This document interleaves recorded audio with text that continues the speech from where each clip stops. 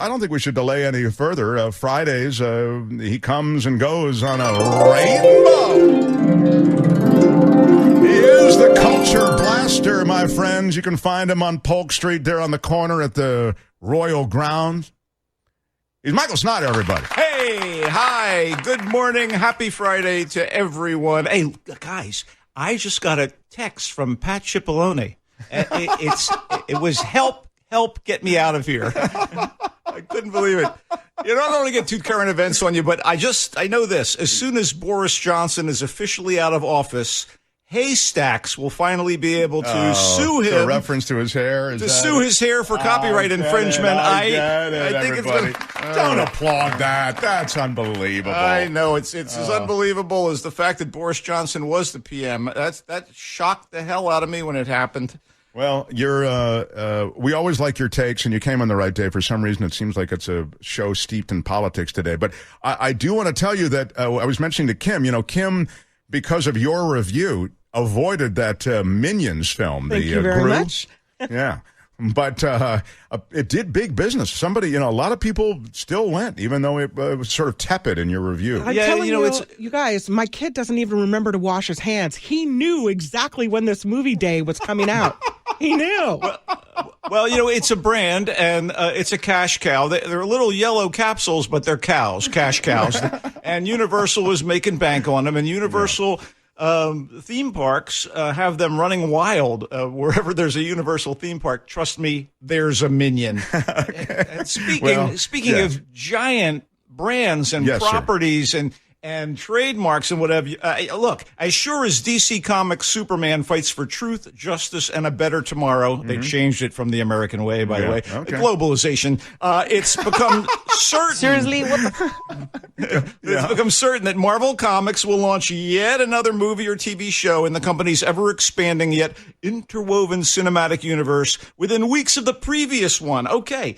We just had the Marvel movie Doctor Strange in the Multiverse of Madness in theaters 2 months ago. Right now, Disney Plus is in the middle of a very good 6-episode Ms. Marvel miniseries featuring the first Muslim American superhero. Right, you liked it. You reviewed that last week. I do. The whole thing about partition, there's a historical gravitas to it. I really, really like that. Gravitas, yes, excuse me. It's a ding word, Chris, please.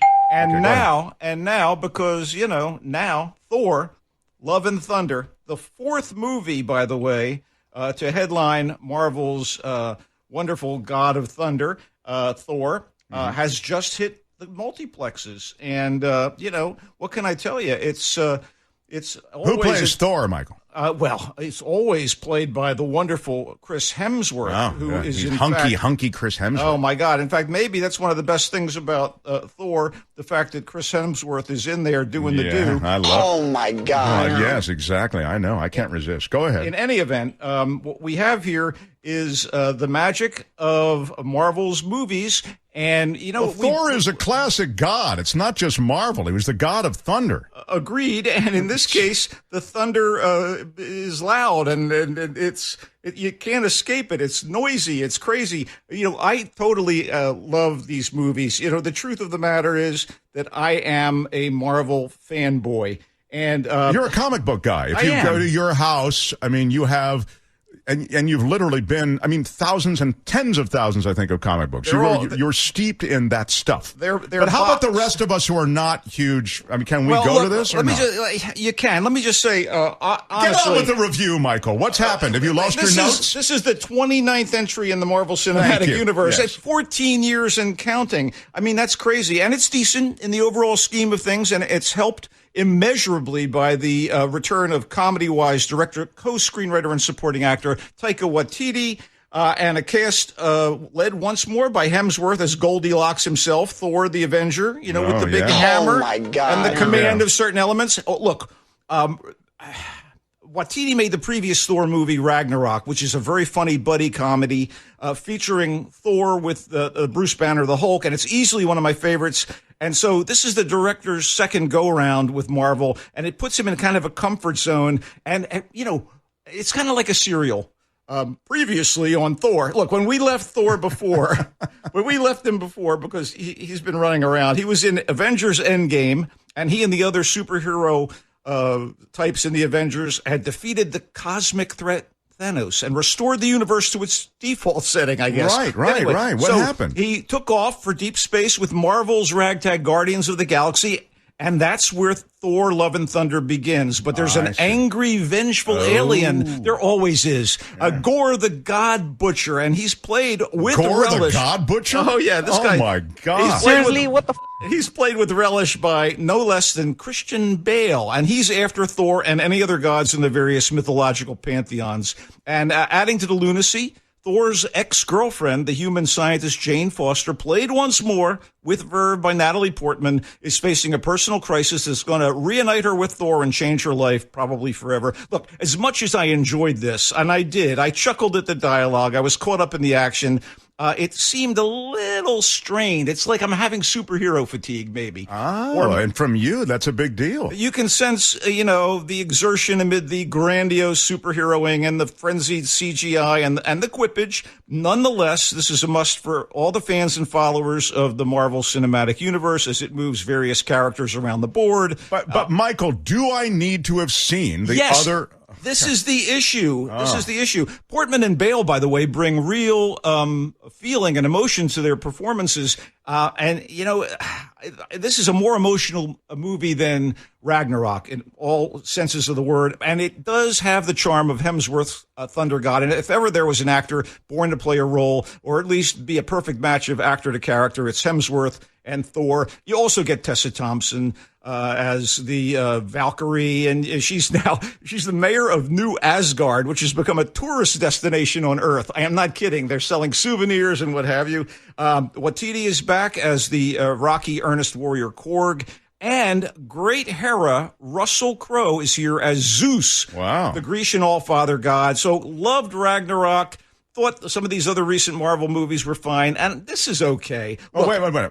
But again, do I need, if I just see Ragnarok, is that enough? Or do I actually need to go back and see every Thor iteration? You could watch Ragnarok and then this, but I don't think there's a point to it, because if you're not totally in, look, if you're watching all the films and movies in this massive ongoing transmedia narrative, Thor, Love and Thunder is worth your time. If not, watch a drama, watch a comedy, so missable unless you are really into that genre of if you're on board like billions are. Thor: Love and Thunder, good, not the greatest of them all, but Waititi also is so much fun. He brings a lot of joy and wit to these things. So you liked it, but you've got to be into it. Chris, please, pantheon, she's a ding word.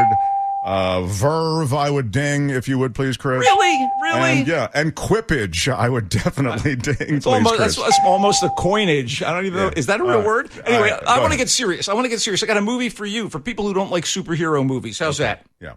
On the art house front, okay? I do go there. There's an acclaimed French director and screenwriter named Claire Denis, and again, she teams with the glorious French actress Juliette Binoche for a relationship drama. This one titled Both Sides of the Blade. Binoche's Sarah, the protagonist, a politically astute talk radio show host. There you go. You'll feel a little sense of kinship with her. Yeah, I like it already. But this is the difference between her and you. She's torn between two men. No. Well, it hasn't happened yet. You never know, though. It's still early. It is. Jean is the husband who was a rugby star and then spent time in the pen, the pokey.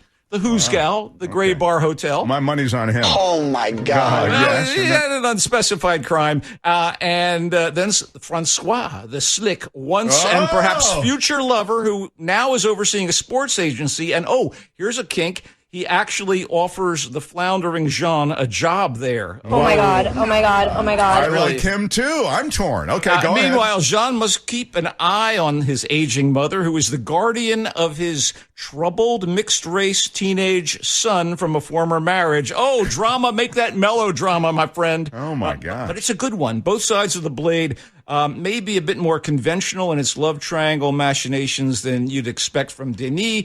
But she wisely chose a pair of impeccable scene partners for Binoche. Grégoire Collin is Francois, the ex-boyfriend who re-enters her life.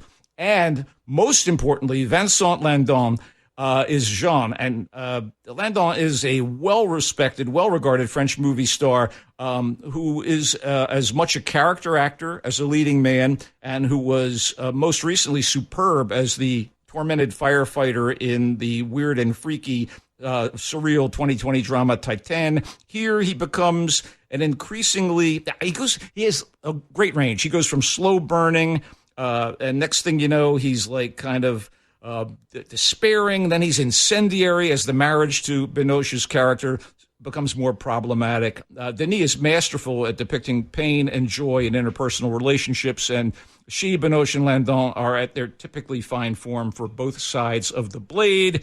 By the way, the script was adapted by Denis and Christine Anjou from a novel by Anjou. And is it? It's in French, because all these French names. In French with subtitles, yeah. And it's you speak French fluently. I do, but I also read English fluently too. So there are your subtitles, Mark. Okay, it's not a problem. All right, we're kind of out of time. I got maybe 1 minute.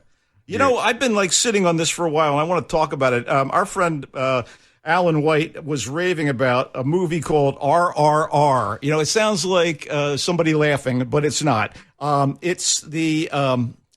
It is a completely bonkers and mega exciting, are you ready? 3-hour potpourri of martial arts action, historical hysteria, super heroic myth-making, bromance, and extravagant Bollywood production numbers direct from the Indian subcontinent. It is wild. It's about a couple of Indian freedom fighters during British colonial rule in 1920. It's purportedly based on a couple of real revolutionaries, but wow, this is so crazy and wild in the best possible way. Wow. It was great. I loved it. Yeah. I totally enjoyed RRR. So there are a lot of fight sequences. You're saying martial arts sequences? There are martial arts sequences. There are Bollywood dances. There are songs. There's bromance. There's romance. Wow. The mean and villainous British colonized government. That's right. That's not fake. No, That's real. That was real, yeah. It's crazy. And if you like Jackie Chan's Hong Kong action movies and smile at the sight of massive singing and dancing ensembles, mixing Busby Berkeley with revolutionary fervor and Rama, Shiva, and the other Hindu gods, then RRR is for you, my friend. Wow. And it's on Netflix. If you have a Netflix account, watch RRR. Okay, so Thor: Love and Thunder with that hunky Chris Hemsworth. It's something. Oh my God! Yeah, but it's something that you'll like if you are into that genre and are familiar with the Thor iterations that have preceded it. It's not the best of them all. Ragnarok stands head and shoulders above them, but it's fun. Both Sides of the Blade, the Claire Denis film, he really likes it. You got to be up for the subtitles, but really liked it. And by the way, where is Both Sides of the Blade? Is it in theaters or is it streaming? In theaters at the moment, yes, sir. And Thor, same story, or can I see it on... you will eventually be able to see it on Disney+, and if you do have that and can start watching some of these films ahead of time, I guess if you watched the Avengers Endgame, Infinity Wars duology there, and did a little bit of Ragnarok, you could watch this. Otherwise, it's just not for you. Oh, my God. It seems like a lot. Okay. Anyway, and RRR, the 3-hour martial arts masterpiece, which is on Netflix. You really liked it. By the way, you already talked about Loki, right? The series, is it? Yeah. Loki's wrapped up into all this, too. If you're watching these movies and TV shows, this is the latest chapter. It's a serial. It's the world's biggest serial. It's a 15-year serial with now 29 movies and 7 TV shows. It's crazy. He comes and goes on a rainbow. Here's the Culture Blaster across social media. Bye, Michael. See ya.